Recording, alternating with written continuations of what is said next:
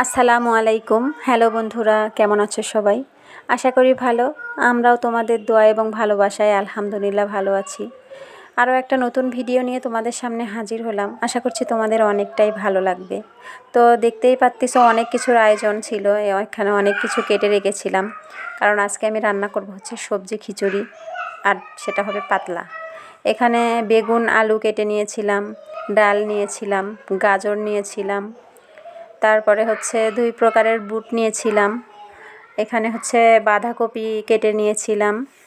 যেহেতু সবজি খিচুড়ি, এই জন্য সব ধরনের সবজি প্রায় দেওয়ার চেষ্টা করেছি। এখানে পেঁয়াজ রসুন বাটা মশলা সব কিছুই রেডি করে নিয়েছি। এখন রান্নাটা শুরু করে দেব। আর এর মধ্যে যেহেতু আমি হচ্ছে পোলার চাল দিয়েছি, আর এই সবজিটা রান্না করব আমি হচ্ছে রাইস কুকারে, এই জন্য সব কিছু রেডি করে নিয়ে বসে পড়েছিলাম রাইস কুকারে রান্না করার জন্য।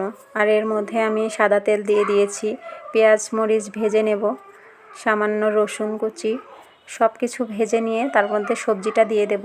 আর সবজিটা ভেজে নেওয়ার পরে আমি চালটা দেব। সবজি খিচুড়ি যেহেতু হালকা পাতলা সব কিছু ভেজে নিয়েছিলাম, তো ভেজে আর উঠায়ে নিইনি, ওর মধ্যেই সব কিছু দিয়ে দিয়েছিলাম। কারণ সবজি খিচুড়ির মধ্যে একটু নরম নরম হইলেই ভালো হয়, অতটা ভাজা ভাজা করলে সেটা আর নরম হবে না। তো সব কিছু এর মধ্যে ভাজা বলতে কষিয়ে নেওয়া আর কি, নাড়াচাড়া করে সবজিগুলো হালকা পাতলা সেদ্ধ হয়ে গেলে তার মধ্যে চাল দিয়ে পানি দিয়ে দিয়েছিলাম। আর কিছু রান্না করতে পারি আর না পারি, আমার খিচুড়িটা রান্না অনেক মজা হয়। অনেকেই বলেছে, আগের বাসাতে যখন আমি ভাবিদের সাথে ছিলাম, আরও অনেকেই, সবাইকে যখন দিতাম সবাই বলতো খিচুড়িটা অনেক মজা হয়েছে, আর খিচুড়িটা অনেক পছন্দ করতো। আর এই বাসাতে আসার পর তো আমার আশেপাশে আর কেউ নেই, আমি একা, এই জন্য সবাইকে খুব মিস করি। যখন বেশি করে রান্না করি তখন মনে হয় ইস, কাউকে যদি একটু দিতে পারতাম। তো অনেক দূরে থাকার কারণে কাউকে তো আর দেয়া হয়ে ওঠে না, একা একাই খেতে হয়। সবাইকে দিয়ে খাওয়ার মধ্যেও অনেকটা মজা আছে, এটা আমার মনে হয়, কারণ সবাইকে দিয়ে খেলে সেটার মধ্যে তৃপ্তি পাওয়া যায়। একা একা ভালো লাগে না। এখানে এসে আমাকে নিজেকেও খুব কষ্ট লাগে, কী আর করব। মাঝে মধ্যে একটু হাঁটতে বেরোই, বাচ্চাদের নিয়ে বেরোতে যাই, কিন্তু এইভাবে বক্সে করে দিয়েছিলাম। আসার পরে কয়েকদিন সবাইকে একটু একটু করে যেটা রান্না করতাম দিতাম, তো অনেক দূরে হয়ে যায়, আর প্রতিদিন যেতেও ভালো লাগে না। আর কাছে যে 2 জন আছে তাদেরকে একটু দেওয়ার চেষ্টা করি। সব সবজিগুলো আমি দিয়ে দিয়েছিলাম, যেহেতু এখানে 2 প্রকারের বুট ছিল, এগুলোকে আমরা বুট বলি, যাই হোক ছোলা আর কি, সেগুলো সেদ্ধ হতে একটু দেরি হবে, এই জন্য সব কিছু দিয়ে আমি হচ্ছে পানি দিয়ে দিয়েছিলাম একটু সেদ্ধ হওয়ার জন্য। ওই ছোলাগুলো তো আমার এমনি ভিজিয়ে রাখা, সেদ্ধ করা হয়নি, এই জন্য সেদ্ধ করার জন্য পানি দিয়ে দিয়েছিলাম। আর এগুলোর মধ্যে বাঁধাকপি দিয়েছিলাম, বাঁধাকপিটাও একটু সেদ্ধ হওয়া লাগবে। আর সবচেয়ে বড় কথা হলো, যেহেতু খিচুড়িটা হবে নরম খিচুড়ি, এই জন্য পানি দিয়ে সেদ্ধ করে নিয়েছিলাম। আর সেদ্ধ করে নেওয়ার জন্য অনেকটা উপকার হয়েছিল, কারণ যখন আমি চাল দেওয়ার পরে আবার পানি দিয়েছিলাম, তখন এতটা সময় লাগেনি খিচুড়িটা হতে। যাই হোক, অফ স্ক্রিনে আমি এগুলো করে নিয়েছি, এখানে শুধু কষানোটাই তোমাদেরকে দেখাচ্ছি, পানি দেওয়া আর দেখানো হয়নি। যাই হোক, এতক্ষণ যারা আমার সাথে, সবাইকে অসংখ্য ধন্যবাদ, অনেক অনেক ভালোবাসা। যদি ভিডিওটা ভালো লেগে থাকে একটা লাইক করবে, কমেন্টস করবে। আর আমার চ্যানেলে যারা যারা নতুন, সবাইকে অসংখ্য ধন্যবাদ। যদি আমার ভিডিওটা ভালো লেগে থাকে তাইলে চ্যানেলটা সাবস্ক্রাইব করে পাশে থাকা বেল বাটনটি অল করে দেবে, যাতে আমি নতুন কোনো ভিডিও ছাড়ার সাথে সাথেই তোমরা পেয়ে যাও। এদিকে আমার সবজিটা সেদ্ধ হয়ে গেছে, এই যে দেখতে পাচ্ছ সুন্দরভাবে সেদ্ধ হয়ে গেছে, প্রায় সব কিছু সেদ্ধ হয়ে গেছে। এর ভিতরে আমি এখন দিয়ে দেব হচ্ছে চাল। আর চালটা দিয়ে কিছুক্ষণ নাড়াচাড়া করে নেব, বেশিক্ষণ নয়, অল্প কিছু নাড়াচাড়া করার পরে তারপরে এর মধ্যে পানি দিয়ে দেব। পোলার চাল ছিল, এই জন্য মানে স্মাইলটা অনেক সুন্দর পাওয়া যাচ্ছিল এটার মধ্যে। আর যারা যারা আমার মতোই নরম খিচুড়ি পছন্দ করো, তারা অবশ্যই এভাবে ট্রাই করে দেখো, অনেক ভালো লাগবে। আর এখানে দেখতে মনে হচ্ছে অনেকগুলা, আসলে অনেকগুলা ছিল না, চাল খুবই অল্প ছিল, সবজিটাই বেশি ছিল, চালটা একদম কম। আর চালটা দিয়ে আমি সুন্দরভাবে নাড়াচাড়া করে নিচ্ছি। আর রাইস কুকারের নিচে অনেকবার লেগে যাচ্ছিল, কারণ সবজিটা প্রায় ভাজা ভাজার মতো হয়ে গেছিলো, এই জন্য লেগে যাচ্ছিল, তাই বারবার নাড়তে হচ্ছিল। আর নেড়ে নেড়ে দিচ্ছি। আর এখন আমার ভাজা প্রায় শেষ, এর মধ্যে এখন আমি পানি দিয়ে দেব। এদিকে রাইস কুকারে খিচুড়ি উঠায়ে দিয়েছি, আর ওদিকে চুলায় আবার রান্না করতে হবে। খিচুড়ি কী দিয়ে খাবো সেটার আয়োজন করে নেব। তো এদিকে পানি দিয়ে দিয়েছি, এটা এখন ঢাকনা দিয়ে ঢেকে দেব, দিয়ে আবার চুলার কাছে যেতে হবে। খিচুড়ির মধ্যে আর সাদা পোলাওয়ের মধ্যে আমি সাধারণত ঘি দিয়ে দেই, কারণ ঘিটা দিলে আমার ভালো লাগে অনেকটা। আর একটা জিনিস, সেটা হচ্ছে আমি সবজি ভাজা বা অনেক কিছু ভাজার মধ্যে ঘিটা দিই না, আমি উপরে দিই। উপরে ছড়াইয়ে দিই। এই যে ঘিটা দিয়ে দিচ্ছি উপরে, এটা আমি সাদা পোলাওয়ের মধ্যেও তাই করি। মানে সব কিছু কষানো শেষ হয়ে গেলে যখন আমি পানিটা দেব, তার উপরে হচ্ছে ঘিটা দিয়ে দেব। আগেই দেব না, অনেকেই আবার হচ্ছে ভাজার মধ্যে ঘিটা দেয়, যার যেরকম আর খেতে মন চায়। আমার এরকমই ভালো লাগে উপরে ঘিটা দিলে। তো যাই হোক, এখন আমি এটা ঢাকনা দিয়ে দেব, আর ঢাকনা দিয়ে চলে যাব অন্য কিছু রান্না করার জন্য। তো চলো সেই দিকেই যাওয়া যাক। তো আমি হচ্ছে মাংস আগে থেকেই রান্না করে রেখেছিলাম, শুধু পেঁয়াজ বাদ দিয়ে সব কিছু মশলা দিয়ে সেদ্ধ করে ফ্রিজে রেখে দিয়েছিলাম। আর সেই মাংসটাই এখন রান্না করব। যেহেতু ঝাল লবণ মশলা সব কিছু দিয়ে ওটা সেদ্ধ করা আছে, শুধু তেল আর পেঁয়াজ ছাড়া। তো হালকা পাতলা একটু পেঁয়াজের মধ্যে আমি হলুদ দিয়ে দিয়েছিলাম কালার হওয়ার জন্য। এখন সেই মাংসটা দিয়ে দিলাম, আর এর মধ্যে পানি দিয়ে এটা এখন ঢাকনা দিয়ে ঢেকে দেব, কারণ মাংসটা ফ্রিজ থেকে বের করেছি শুধুমাত্র তাড়াতাড়ি করে। তো এটা এখন ঢাকনা দিয়ে ঢেকে দিয়ে পানি দিয়ে ঢাকনা দিয়ে ঢাকবো, কারণ এটা গলতে হবে। আর এটা যেহেতু অর্ধেক সেদ্ধ করা, এই জন্য বেশি পানি দেওয়া লাগবে না, আর বেশি ঝোলঝোলও রাখবো না, ভুনা ভুনা টাইপের করব। এই জন্য হালকা পাতলা একটু পানি দিলাম, দিয়ে এটা এখন ঢাকনা দিয়ে ঢেকে দেব। ঢেকে দেওয়ার পরে আমি হচ্ছে পরেরটা দেখাচ্ছি। অফ স্ক্রিনে আমি এটা ঢেকে রান্না করে নিয়েছি, আর এইটা পরেরটা।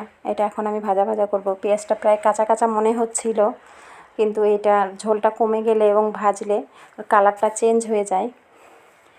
এই যে তোমরা দেখতেই পাচ্ছ, এটার কালার প্রায় ফাইনাল এরকম ছিল, প্রায় খয়েরি খয়েরি কালার হয়ে চলে এসেছিলো। এটার উপরে আমি জিরার গুঁড়া দিয়ে দিলাম। আর রান্নাটা প্রায় শেষের দিকে, সব ভাজা হয়ে গেছে একদম ভুনা ভুনা, এর মধ্যে আর ঝোল দেব না। তো এটার রান্না শেষ। এটা এখন আমি নামিয়ে নেব, নিয়ে মাছ ভাজা করব, মাছও ভাজবো। এই জন্য এটা এখন নামানো হয়ে যাবে। আর এটার ফাইনাল লুকটা দেখো, কতটা সুন্দর কালার চলে এসেছে, একদম তেল বেরিয়ে গেছে ভিতর থেকে, কোনো প্রকার ঝোল নেই। আর খিচুড়ি যেহেতু পাতলা খিচুড়ি, নরম খিচুড়ি, তার সাথে এরকম মানে ঝোল না থাকা শুকনা শুকনা মাংস খেতে ভালো লাগে। তো এখানে আমি 4 পিস মাছ নিয়েছিলাম। পরে ভাবলাম বাচ্চারা যদি আবার সকালে মাছ ভাজা খেতে চায়, আবার 2টা বের করতে হবে, তাই 6 পিস মাছ ভেজেছিলাম মোটে। তো এখানে মাছ ভাজা উঠিয়ে দিয়েছি, আর ওদিকে খিচুড়িও হচ্ছিল। আর আমরা খিচুড়ির সাথে মাছ ভাজা খাই, একদম ভাজা ভাজা, একদম মানে কি ভাজা বলবো, হচ্ছে মাঝখানে কোনো প্রকারের সাদা থাকবে না, নরম থাকবে না, মাছ যেন ভেঙে ভেঙে খেতে হয়, সেরকম মচমচা ভাজা হবে। আর এদিকে খিচুড়িটা দেখো তোমরা, ফাইনাল লুকটা এত সুন্দর কালার, আর এতটা সুন্দর সফট হয়েছিল, সেটা বলে বোঝাতে পারবো না। এটা মাত্র হয়েছে, তখন তোমাদের দেখাই দিচ্ছি, দেখো কতটা নরম আর সুন্দর হয়েছে খিচুড়িটা। অনেকটা কালারও অনেক সুন্দর চলে এসেছিল, খুব ভালো হয়েছিল। আর খিচুড়ি শেষ করে এদিকে আমার মাছ ভাজাটা দেখো একদম মচমচা হয়ে গেছে, মাঝে মধ্যে তো পোড়া পোড়া মনে হচ্ছে। একদম ভাজা ভাজা করেছি, এই জন্য এরকম লাগতেছে। এগুলা একদম মচমচা ভাজা হয়েছে। আর এগুলো করেছিলাম ইফতারির পরে খাওয়ার জন্য। আর যেহেতু খিচুড়ি সেহরির সময়, তো এগুলো খাওয়া যাবে না, ওগুলো সব কিছু সেহরির আগের জন্য, মানে ইফতারির পরে আগের রাতে যেটা খাবো সেটা। আর শেষ রাতের জন্য আমি পাঙাশ মাছ নিয়েছিলাম, আর এটা একটু পাতলা করে ভুনা করব, যাতে শেষ রাতে ভাত রান্না করব সেটা দিয়ে খাওয়া যায়। শেষ রাতে খিচুড়ি খেলে প্রচুর গ্যাস হবে, কারণ 2 বেলা খিচুড়ি খাওয়া যাবে না। এই জন্য শেষ রাতের জন্য ভাত আর হচ্ছে এই পাঙ্গাস মাছ ভুনা দিয়ে খাওয়া দাওয়া হবে। তাই এই পাঙ্গাস মাছটা নিয়েছিলাম, এটা একটু পাতলা করে ভুনা করব, ভুনা মানে পাতলা ঝোল আর কি। তার জন্য এই পাতিলের মধ্যে আমি হচ্ছে রান্না করব। কড়াইয়ে যেহেতু মাছ ভাজা হলো, একদম মচমচা মাছ ভাজা, এর মধ্যে একটু বাটা মশলা দিলাম, আমি পেঁয়াজ সব কিছু বেটে নিয়েছিলাম। তো এই বাটা মশলাটা একদম কমপ্লিট করে তাড়াতাড়ি রান্নাটা করে নিয়েছিলাম, একদম খুব সহজভাবে। আর এই মশলাটা কষিয়ে নিয়ে এর মধ্যে লবণ হলুদ সব কিছু দিয়ে দিয়েছিলাম। সব কিছু দেওয়ার পর মাছটা দিয়েছিলাম, যেহেতু মাছের মধ্যে আর কিচ্ছু দিইনি, শুধু মাছটা ভুনা, এই জন্য বেশি দেরি হয়নি, খুব তাড়াতাড়ি হয়ে গিয়েছিল। আর অনেকগুলো রান্না করেছিলাম সেই দিন, এতটা ক্লান্ত হয়ে গেছিলাম, রমজান মাস রোজা থাকে, এত রান্না করা যায় না। তো যাই হোক, যেহেতু করেছিলাম তাই একটু তোমাদের সাথে শেয়ার করলাম। মশলাটা কষানো প্রায় শেষের দিকে, তেল বেরিয়ে গেছে, এর মধ্যে এখন আমি মাছটা দিয়ে দেব। আর পাঙাশ মাছ যেহেতু নরম থাকে, এতটা সেদ্ধ করতেও হয় না, তাড়াতাড়ি হয়ে যায় রান্নাটা, এই জন্য পাঙাশ মাছ বের করেছিলাম। এত রান্নার পরে শেষ রাতে কী খাওয়ার জন্য, মানে কী খাবো সেইটা ভেবে ভাবলাম পাঙাশ মাছটাই রান্না করি। যেহেতু মাংসও ছিল, আর আমার বর মানে সেহরির সময় মাংস দিয়ে ভাত খেতে চায় না, বলে একটু মাছের ঝোল ডিম এসব হলে ভালো হবে, মাংস দিয়ে খেলে নাকি ওর ভালো লাগে না। সব কিছু ভাবনা চিন্তা করার পরে পাঙাশ মাছটাই বের করেছিলাম, তাই সেটাই রান্না করতেছি। আর এর মধ্যে এখন আমি ঝোল দিয়ে দেব, দিয়ে ঢাকনা দিয়ে ঢেকে ভালোভাবে জাল করে নিলেই রান্নাটা প্রায় কমপ্লিট। ধনেপাতা দিয়ে দিয়েছিলাম আগেই, কারণ হচ্ছে কষানোর মধ্যে দিয়ে দিয়েছিলাম। আর এই ধনেপাতাটার অনেক বয়স ছিল, কচি ধনেপাতা ছিল না। বলকের ওপরে দিলে হয়তো এটা ভালোভাবে সেদ্ধ হতো কি হতো না, এইটা ভেবে আমি আগেই দিয়ে দিয়েছি। আর এর মধ্যে হচ্ছে আমি এখন ঝোল দিয়ে দেব। বেশি ঝোল রাখবো না, যেহেতু অল্প ঝোল রাখবো, তাই অল্প কিছু ঝোল দিয়ে এটা এখন ঢাকনা দিয়ে ঢেকে দেব। আর তোমরা দেখতেই পাচ্ছ অনেক সুন্দর একটা কালার চলে এসেছে রান্নাটার। তেল কম করে দেওয়ার পরেও পাঙাশ মাছ রান্না করলে কেন জানি অনেক সুন্দর কালার আসে। আর এটা তেলওয়ালা মাছ, এই জন্যই হয়তো বা অনেক সুন্দর কালার এসেছে, দেখো। আর এটা আমি এখন ঢাকনা দিয়ে ঢেকে দেব। আর ঢাকার পর দেখো এটা কত উতলাচ্ছে। জাল হচ্ছিল অনেকটা জোরে, হাই ফ্লেমে ছিল এই জন্য। আর এটা একটু নাড়াচাড়া করে নিলাম। আর এটা এখন আর একটু ঢাকনা দিয়ে ঢেকে দেব, দিয়ে আর একটু রান্না করার পরে একদম সুন্দরভাবে নামিয়ে নেব। তো আজকে অনেক কিছু রান্না করলাম। তোমাদের যদি ভালো লাগে একটা করে লাইক করে দিও, কমেন্টস করো। তো তোমাদের সবাইকে অসংখ্য ধন্যবাদ। তোমরা সবাই ভালো থাকো, সুস্থ থাকো। তোমাদের সবাই ভালো থাকা কামনা করে আজকের ভিডিওটা আমি এখানেই শেষ করছি। আল্লাহ হাফেজ।